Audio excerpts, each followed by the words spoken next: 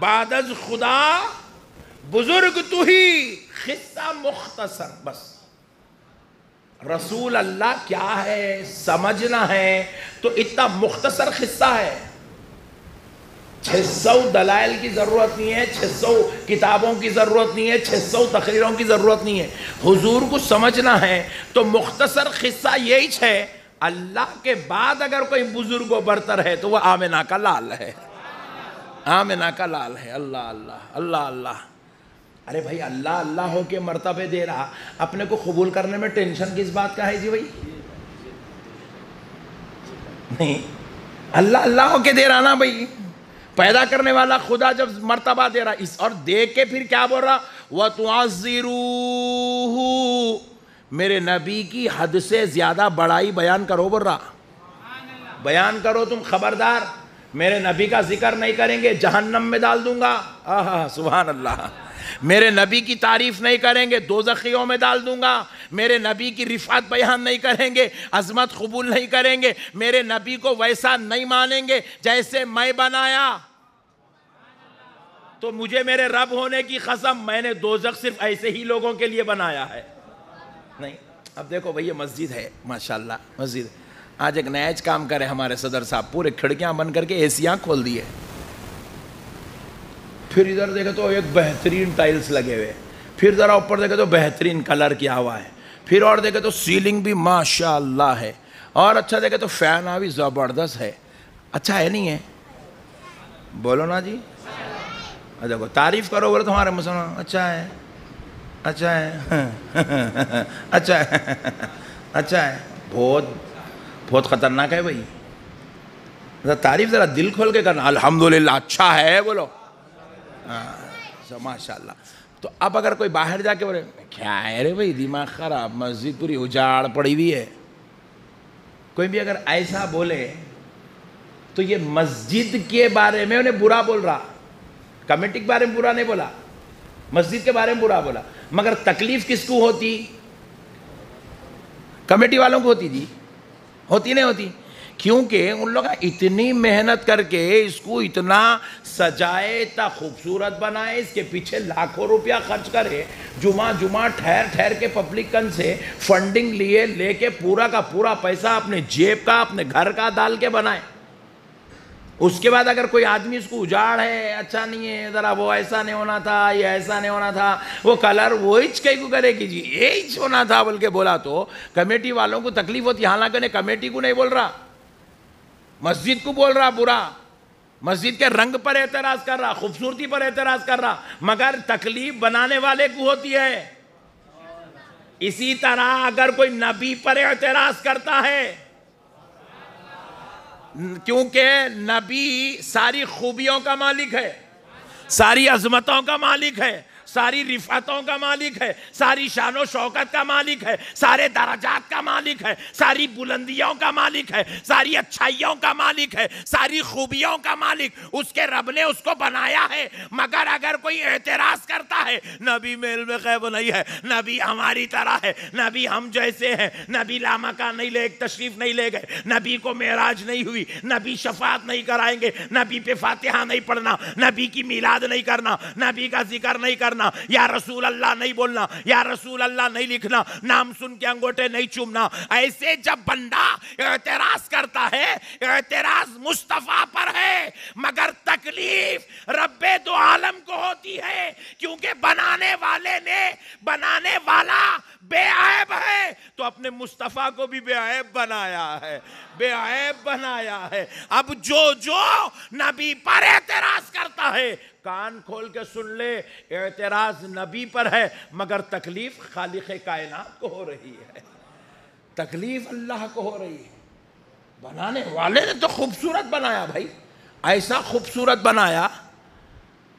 حضرت حسان کہنے لگے لم تلد النساء،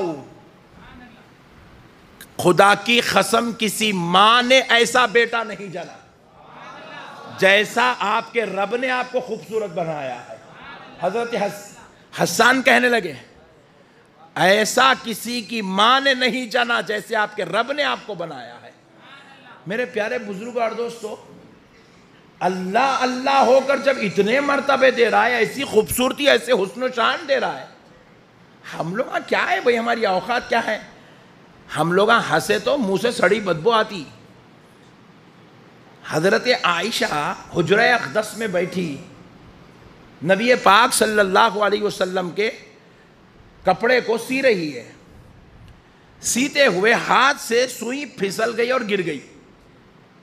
بال اتفاق اندھیرا تھا، نبی پاک صلی اللہ علیہ وسلم نے دروازے پر دستک دی، حضرت عائشہ گئی، دروازہ کھولی، حضور اندر تشریف لائے، اور حضرت عائشہ ویسے یوں کر کے ڈھونڈ رہی ہے نیچے سوئی کو۔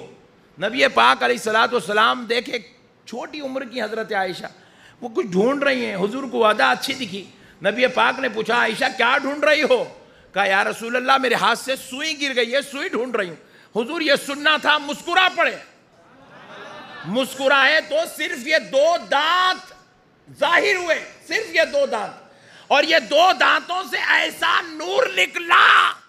حضرت عائشہ فرماتی ہے قسم رب ذوالجلال کی، میرے حجرے میں ایسا نور چمکا کہ 14ویں کا چاند پھیکا نظر آنے لگا۔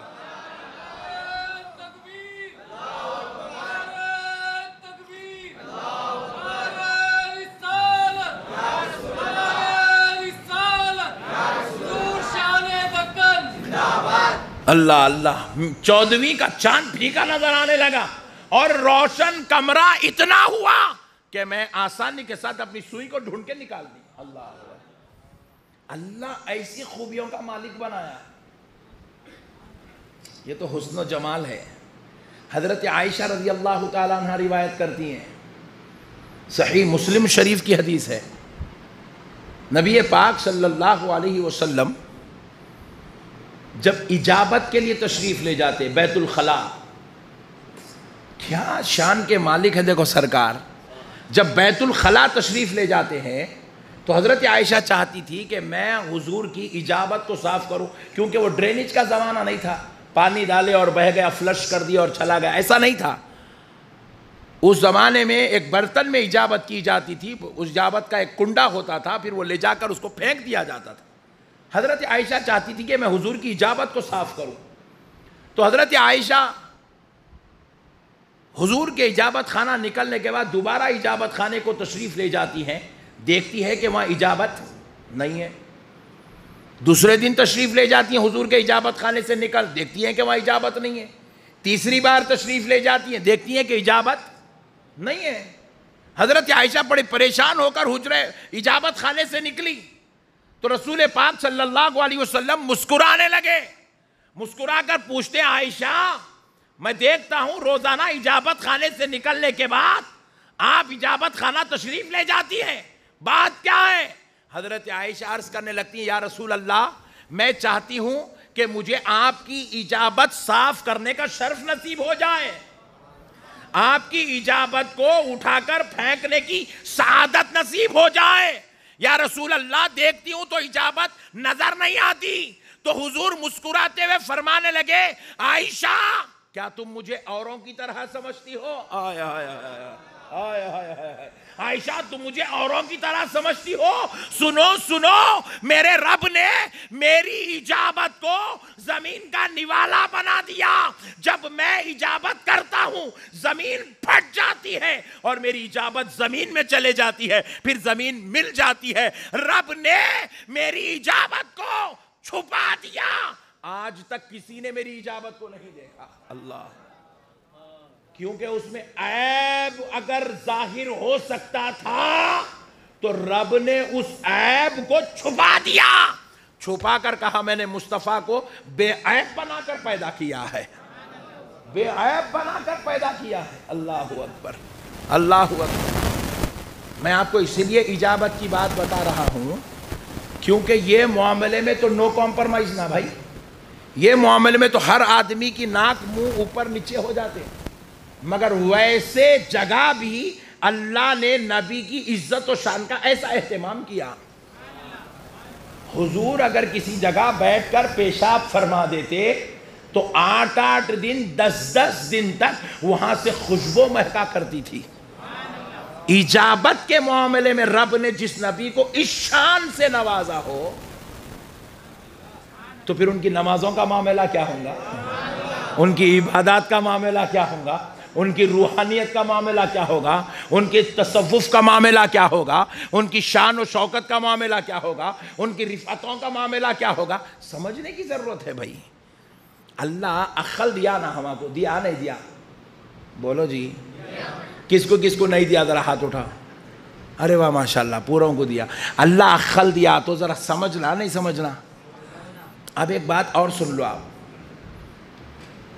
کائنات میں کئی ایسے لوگ پیدا ہوئے نا بھائی، ایک سے بڑھ کے ایک پیدا ہوئے. 1400 سال کی تاریخ میں کتنے لوگ پیدا نہیں ہوئے ہوں گے صاحب؟ کیسے بریلینٹ پیدا ہوئے، کیسے انٹیلیجنٹ پیدا ہوئے ہوں گے. آج لوگ بول رہے ہیں دنیا ترقی کر رہی، بول رہے آج، مگر ایسے ترقی یافتہ دور میں 4 مینار بنانے والا ایک بھی نہیں مل رہا. سبحان اللہ والا. وہ دور میں نہ کمپیوٹر تھا، نہ تو کوئی انجینئرنگ کالج تھا، نہ کوئی مشنری تھی. تو ان لوگ جو ہے ایسا بنائے ہیں 4 مینار، 400 سال سے اس کے کنکر کو بھی دھکا نہیں لگ رہا. کل رات میں میرا بیان آندھرا پردیش کوسگی میں تھا. میں ابھی آیا صبح 8 بجے، آندھرا پردیش کوسگی میں تھا. پرسوں رات میں ہمارا بیان ادھونی میں تھا. تو کل کوسگی جانے سے پہلے میں ادھونی میں کیا کرا، سرکار سید شاہ طاہر قادری رحمت اللہ علیہ، سرکار غوث پاک کی اولاد سے ہیں، ان کی زیارت کے لیے کل ادھونی میں گیا. کل رات میں پرسوں بیان کر لیا، کل دن میں جو ہے اٹھا ہوٹل سے نکل کے جو ہے حضرت کی زیارت کے لیے گیا. تو حضرت کا جو مزار ہے وہ پورے پہاڑوں کے بیچ میں ہے، پورے پہاڑوں کے بیچ میں. ایک ایک پہاڑ ایسا ہے، اللہ اکبر، بس قدرت کا جلوہ ہے. ایسے پہاڑ ہے. وہ پہاڑوں پہ کیا کرا، بادشاہ قلعہ بنایا. قلعہ، ادھونی کا بادشاہ اپنے دور میں قلعہ بنایا. میں پوچھا کب کا تمہیں ہوں گا صاحب یہ کم سے کم قلعہ؟ بولے صاحب 600 سال پرانا ہے. بول رہے ہیں 600 سال پرانا قلعہ ہے. ابھی تک وہ قلعے کے پتھروں کو بھی دھکا نہیں لگا. قدرت کے پتھر الگ ہے، بادشاہ بنایا سو الگ ہے. آپ ذرا غور کیجئے گا. میں آپ کو سمجھانا یہ چاہ رہا ہوں